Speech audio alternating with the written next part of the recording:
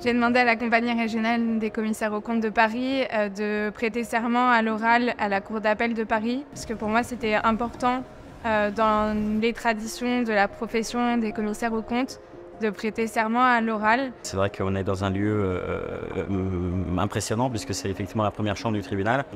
On fait le serment de respecter les lois et de réaliser nos travaux en respectant les lois. On sent le poids de notre responsabilité en tant qu'acteur économique majeur pour la profession. Parce que quand on nous dit que maintenant on doit garantir la fiabilité de l'information financière et qu'on est responsable notamment vis-à-vis du tribunal de commerce et du ministère de la Justice, on sent vraiment le poids de la responsabilité qui arrive sur nous.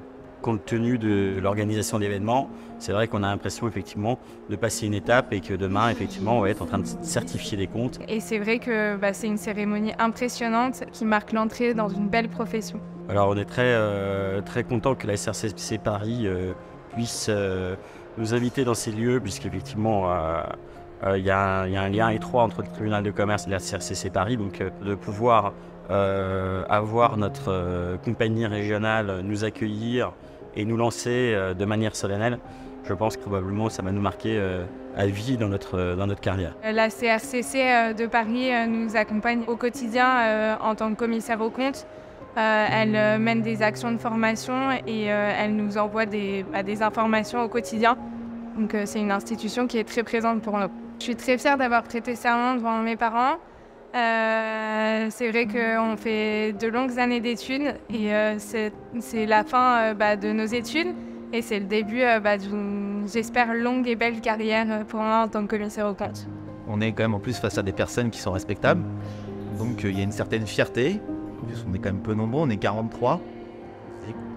C'est notre journée. Et puis heureux, oui, parce que finalement ça concrétise des années d'études, beaucoup d'années d'expérience. Donc il y a à la fois de la fierté et un côté heureux. Le dernier mot, ça serait pour les jeunes qui s'inscrivent en DCG. C'est vrai qu'au début de notre parcours, le parcours semble long et interminable. Vous aurez un rôle majeur, donc continuez. Et en plus, c'est pas insurmontable.